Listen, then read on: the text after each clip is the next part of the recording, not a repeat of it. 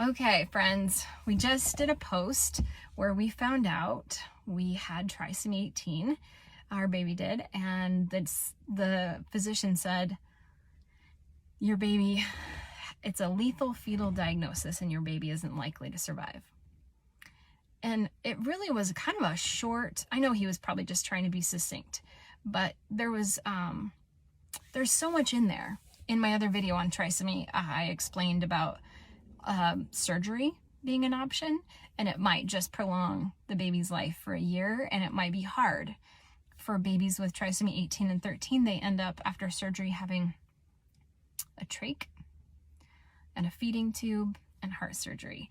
It's not easy, but you do get to have your baby, right? And there is a tiny group of trisomy 18 babies that make it into their teenage years, and that's beautiful.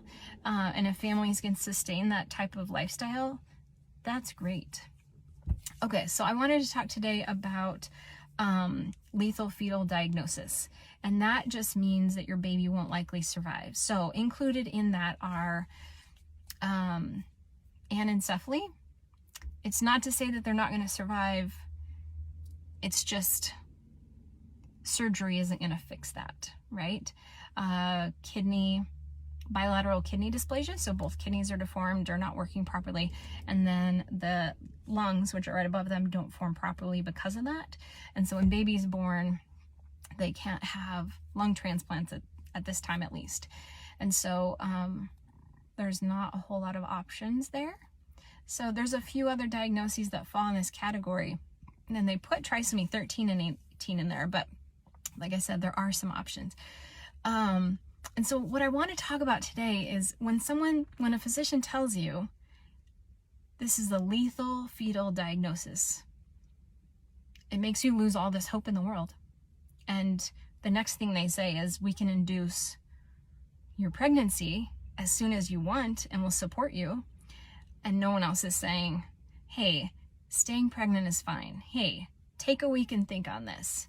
And that time being pregnant is valid. This isn't a mistake because there's a genetic flaw. This baby isn't a mistake. You are gonna lose them, right? And no parent wants to lose their baby or their kid.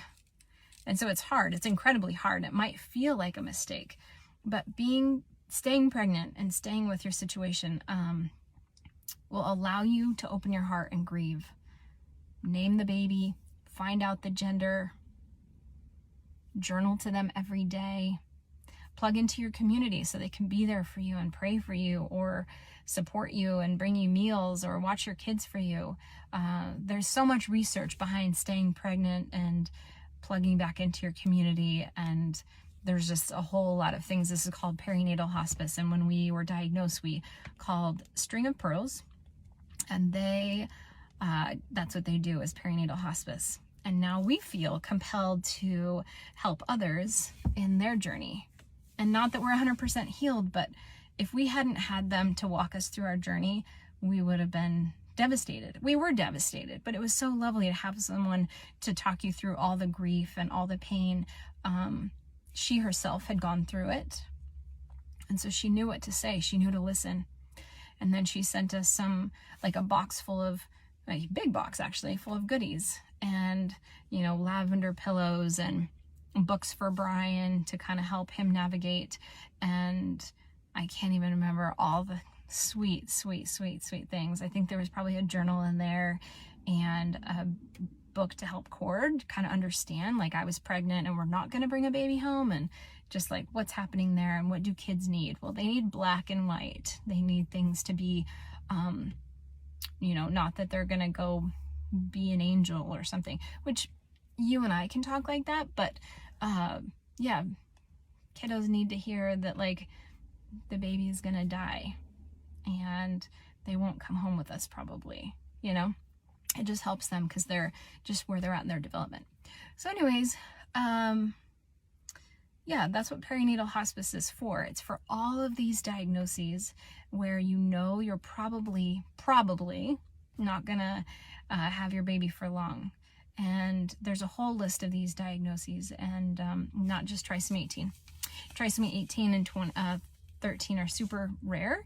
And so, yeah, we can't just support them. We wanted to support everyone that knows that. Anyways, check out the blog and send anyone you know our way so that we can listen and love on them as they start their